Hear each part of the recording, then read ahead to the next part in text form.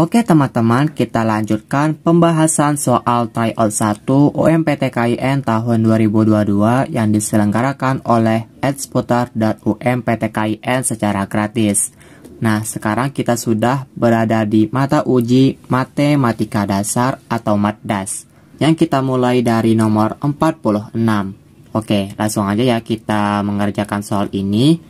Nah, kita lihat sekilas di sini ya. Di sini ada pernyataan dan di sini adalah perintah soal.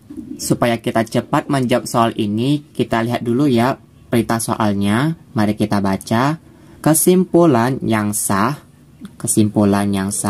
dari ketiga pernyataan di atas adalah. Berarti kita di sini untuk mencari kesimpulan yang ada 3 pernyataan di sini. Oke, langsung aja kita perhatikan pernyataan pertama ini. Jika semua siswa rajin belajar, nah di sini ada koma, di sini kita garisi ya. Misalkan untuk kalimat ini kita lambangkan dengan huruf P.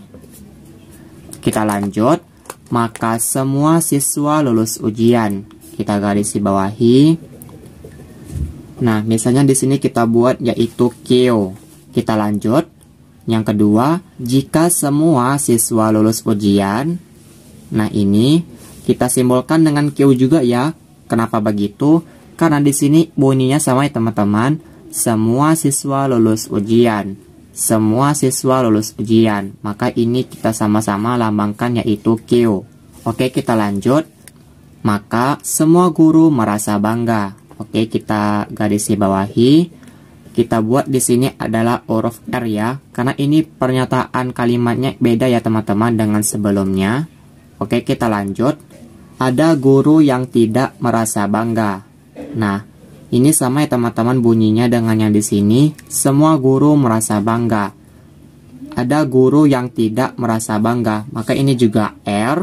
Tetapi kita buat juga di sini negasi seperti ini lambangnya kayak gelombang. Kenapa kita buat di sini gelombang atau minus kita buat misalnya? Karena di sini ada kata tidak. Atau kuncinya di sini tidak, makanya di sini minus atau negasi R atau kebalikan dari pernyataan R ini. Oke, paham ya teman-teman? Nah, jadi kalimat ini kita buat dia susunan di sini. Nah, pertama kan di sini ada P. Lalu ada di sini Q. Lanjut untuk pernyataan kedua di sini ada Q. Dan di sini ada R. Lanjut, di sini ada minus R atau negasi R. Nah, langsung aja kita hasilkan. Jadi ini caranya untuk menyelesaikan jawaban soal seperti ini. Sampai di sini apakah teman-teman paham? Ini P, Q, ini pernyataan pertama, ini adalah pernyataan kedua, dan ini adalah pernyataan ketiga. Oke, langsung aja kita eliminasi. Jika ada huruf yang sama, kita coret ya teman-teman. Nah, misalnya ini, Q sama Q ini sama. Maka kita coret. Ini dia Q-nya. Maka hasilnya yaitu tinggal huruf P. Lalu di sini ada huruf R ya. Nah, ini dia. Dan di sini ada juga minus R. Nah, di sini ada huruf yang sama lagi yaitu R sama R. Maka kita coret R sama R ini. Maka hasilnya tinggal apa kalimatnya atau pernyataannya? Ya, betul banget. Di sini ada huruf P. Kita tambahin yaitu negasinya. Nah, ini. Karena kan ini nggak sama coret. Karena kan di sini sama RR.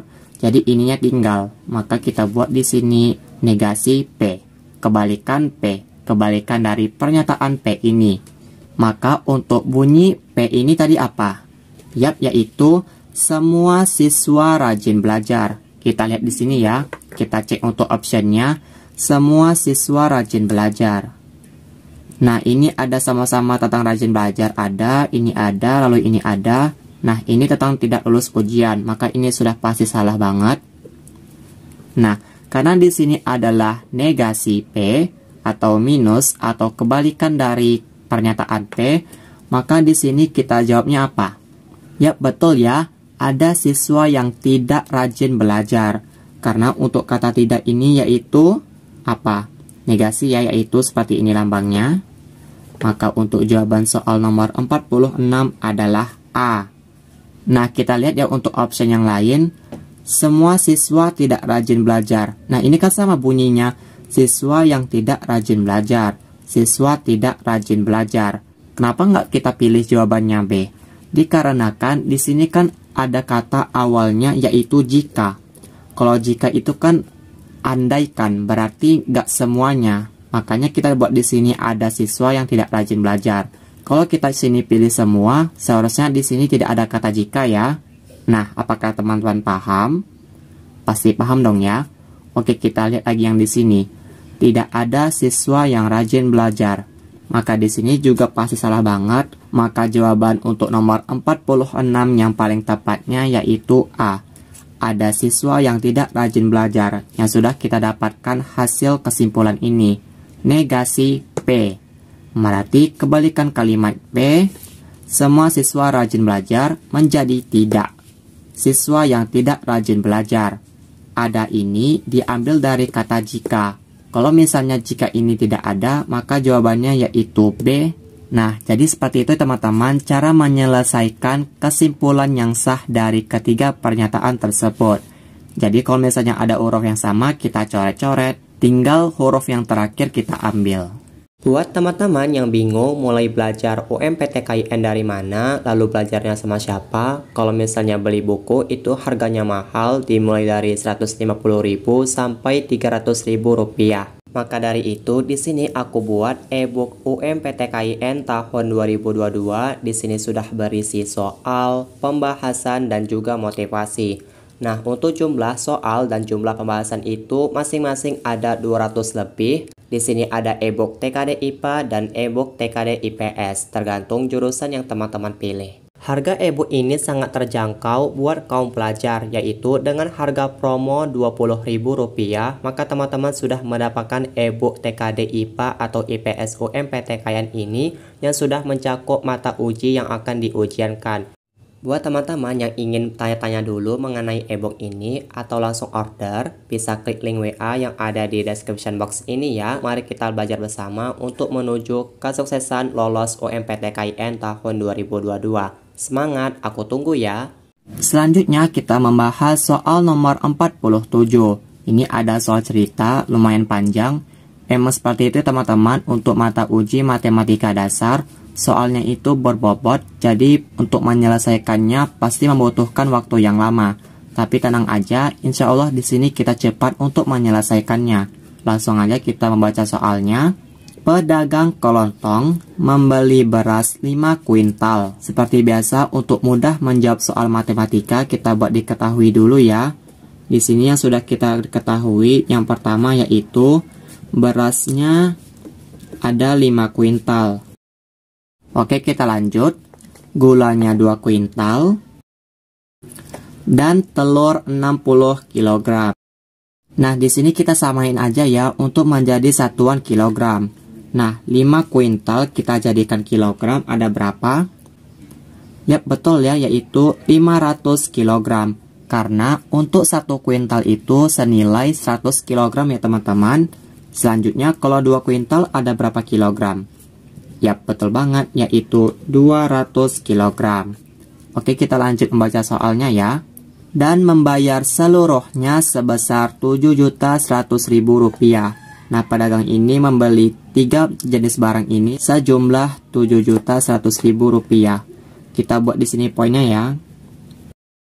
Membeli 3 barang sejumlah Rp7.100.000. Kita lanjut baca soalnya. Pedagang tersebut menjual secara ecer beras, gula, dan telur dengan harga per kilogram masing-masing. Nah, untuk aja ya teman-teman, kita sudah mengubah satuannya yaitu kilogram. Nah, untuk harga masing-masing dimulai dari beras yaitu 9.500, kita buat di sini ya. Nah, untuk harga yang beras, dia menjual ini per kilogramnya yaitu 9.500. Lanjut, untuk gulanya yaitu 10.000. Sedangkan telur menjual secara ecer yaitu Rp21.000. Kita lanjut baca soalnya.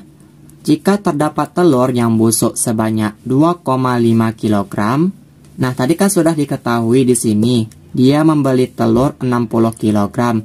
Sedangkan telur yang dibeli itu terdapat telur yang busuk sebanyak 2,5 kg. Maka kita kurangi dengan 2,5 kg ya teman-teman. Berapakah hasilnya? Ya betul banget, yaitu 57,5 kg. Oke lanjut. Maka keuntungan yang diperoleh pedagang setelah habis terjual yaitu apakah A. 837.500 rupiah, B. 847.500 rupiah, C. 847.500 rupiah, D. 857.500 rupiah. Oke, langsung aja kita jawab soalnya. Berarti di sini yang ditanya, kita buat di sini ya. Ditanya yaitu keuntungan atau kita kenal dengan laba ya. Oke, langsung aja kita jawab. Soal seperti ini sangat mudah ya teman-teman. Kita jawab. Sebelum itu kita harus mengetahui dulu apa aja yang tersedia, beras, gula, dan telur. Lalu kita kilokan dengan menjual secara ecer dari tiap barang-barang tersebut. Kita mulai dari yang beras ya. Nah, kalau beras kan yang tersedia ada 500 kg. Kita kalikan dengan dia menjual per kilogramnya, yaitu 9.500 rupiah. Maka hasilnya ada berapa? Ya betul banget, ada 4.750.000 rupiah. Oke, kita next untuk mencari yang gula untuk mengetahui berapa pendapatannya untuk menjual barang-barang ini. Nah, pedagang tersebut dia menjual gula ada 200 kg. Kita kalikan berapa dia jual harganya itu per kilogramnya. Di sini ada 10.000 ya teman-teman. Sama dengan, oke langsung aja kita kaliin. Maka 200 dikali 10.000 yaitu 2 juta rupiah. Next kita cari untuk yang telur. Sama dengan, nah telur tersedianya yaitu 57,5 kg ya teman-teman. Kita kalikan per kilogramnya yaitu di sini 21.000 rupiah. Nah langsung aja kita kali, berapakah 57,5 dikali 21.000? Ya betul banget, yaitu 1.207.500.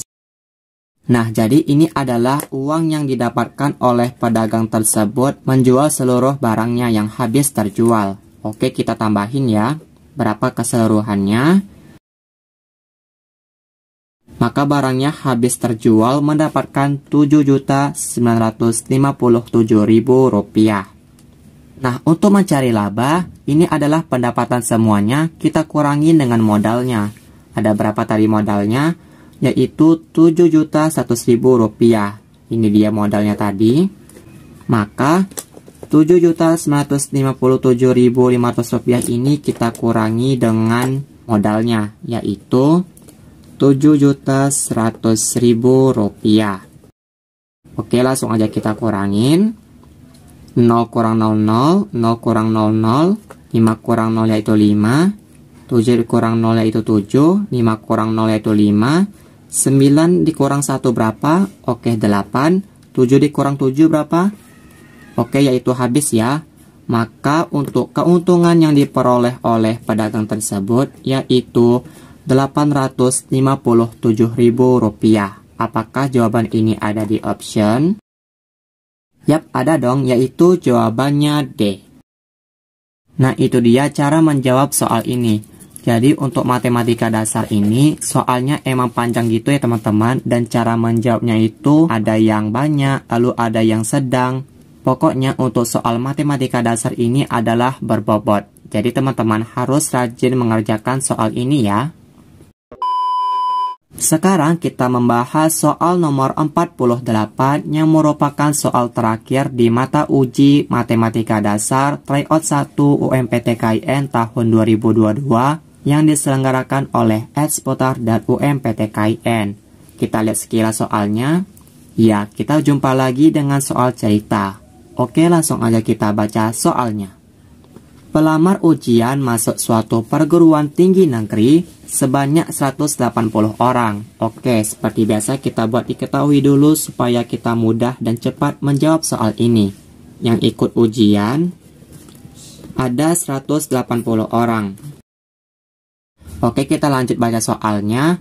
Untuk mengikuti ujian akademik, 12, dan wawancara. Berarti 180 orang ini ada yang mengikuti ujian yang 3 ini ya. Oke, kita lanjut baca soalnya. Hasil tes menunjukkan pelamar lulus ujian akademik 85 orang. Oke, kita buat. Yang lulus akademik ada 85 orang. Lulus ujian akademik ada 85 orang. Lulus ujian wawancara ada 70 orang. Lulus ujian 12 ada 45 orang. Dan 5 orang tidak ikut ujian. Nah, berarti di sini ada tidak ikut ujian. Oke, kita lanjut baca soalnya. Diketahui juga pelamar yang lulus ujian akademik dan wawancara 10 orang. Maka kita buat lagi ya di sini. Saya buat per poinnya dulu ya, biar lebih enak dilihat. Nah, di sini kan tadi ada yang diketahui yang lulus ujian akademik dan wawancara. Lanjut, lulus ujian akademik dan 12, 8 orang. Serta lulus 12 dan wawancara yaitu 12 orang. Oke, kita lanjut. Pelamar yang lulus ketiga ujian tersebut adalah A. 5 orang, B. 8 orang, C. 10 orang, D. 12 orang. Maka yang ditanya di sini yaitu pelamar yang lulus ujian ketiga tersebut. Nah, di sini saya sikat-sikat aja ya. Jadi inti pertanyaannya yaitu lulus ketiga ujian tersebut yaitu ujian akademik, 12, dan wawancara ada berapa orang? Oke, mari kita cari sama-sama. Kita buat di sini jawab. Langkah pertama, kita harus tahu dulu nih, ada berapa pelamar ujian yang lulus di tiap ujiannya. Dimulai dari akademik, wawancara, dan 12. Kita mulai dulu ya yang dari akademik. Kita buat di sini hanya lulus ujian akademik. Ada berapa orangnya? Nah, langsung aja kita perhatikan data atau yang diketahui di sini, yang mana aja yang mempunyai lulus ujian akademik. Nah, kita mulai dari sini, ada ya, ada 85. Kita kurangi, lanjut. Nah, di sini ada akademik ya, kita kurangi 10. Lanjut, kita kurangi lagi yang mempunyai data akademik. Nah, ini ada juga akademik, yaitu 8. Nah, nggak ada lagi ya. Maka 85 dikurang 10 dikurang 8 berapa? Oke, betul banget, yaitu 67. Ini dia teman-teman, saya jelaskan lagi. Ini data akademiknya. 85, 10, ada 8. Ini dia. Oke, selanjutnya kita cari yang hanya lulus ujian wawancara. Oke, kita perhatikan diketahui ini yang mempunyai data wawancara. Nah, di sini ada ya, wawancara 70 orang. Kita kurangi. Nah, ini dia wawancara ada 10 orang. Sebelumnya maaf ya teman-teman, di sini kan ada datanya 8 orang, yaitu lulus ujian akademik dan 12 ya teman-teman, bukan wawancara. Waduh, untuk saya baru sadar sekarang.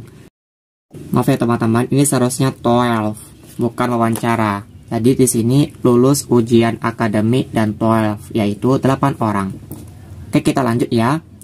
Nah, tadi di sini wawancara yaitu 70. Kita cari lagi data yang wawancara. Ini 10. Dan mana lagi? Ini dia ya, yaitu 12. Maka 70 kurang 10 ada berapa? Oke, 60 dikurang 12. Betul banget, yaitu 48. Selanjutnya kita mencari hanya lulus ujian 12. Oke, kita perhatikan ya. Nah, di sini ada 45. Kita cari lagi yang 12. Nggak ada. Oke, ini dia. Ada 8 orang. Kita kurangi lagi. Ini dapat juga 12, yaitu 12. Oke, 45 dikurang 8 berapa? Oke, 37 dikurang 12. Oke, betul banget, yaitu 25. Nah, di sini kita sudah mendapatkan ada berapa pelamar ujian yang lulus di ujian akademik, ada 67, lalu lulus ujian wawancara ada 48, lulus ujian TOEFL ada 25. Maka selanjutnya kita mencari, maka yang lulus ketiga ujian tersebut adalah, caranya yaitu kita harus memasukin berapa semua yang ikut ujian tadi. Nah, ini dia, pelamar ujiannya berjumlah 180 orang. Lalu kita kurangi dengan ada berapa yang lulus ujian akademik tadi. Oke, 67. Lalu kita tambahin dengan 48. Kita tambahin dengan 25. Lalu kita tambahin juga dengan data yang ada di sini. Lulus ujian akademik dan wawancara yaitu 10. Lalu kita tambahin dengan lulus ujian akademik TOEFL ada 8. Lalu kita tambahin lulus ujian TOEFL dan wawancara yaitu 12. Dan kita tambahin juga dong dengan yang tidak ikut ujian, yaitu ada 5 orang. Kita buat seperti ini ya, biar mudah kita untuk menghitungnya. Maka di sini 180 dikurangin. Oke, mari kita kerjakan yang ada di kurung ini. 67 ditambah 48 ditambah 25 ditambah 10 ditambah 8 ditambah 12 ditambah 5 sama dengan ada berapa hasilnya? Oke, kita di sini main cepat aja ya, yaitu 175. Maka 180 dikurang 175 ada berapa? Ya, betul banget, yaitu 5 orang. Apakah ada jawaban ini di option? Yap, ada ya, yaitu jawabannya A. Maka pelamar yang lulus ketiga ujian tersebut ada 5 orang. Nah, jadi seperti itu ya teman-teman untuk cara penyelesaiannya. Teman-teman di sini harus paham langkah-langkah penjelasan soal ini yang sudah saya jelaskan. Jadi untuk mata uji matematika dasar ini soalnya memang panjang dan jawabannya itu berbobot.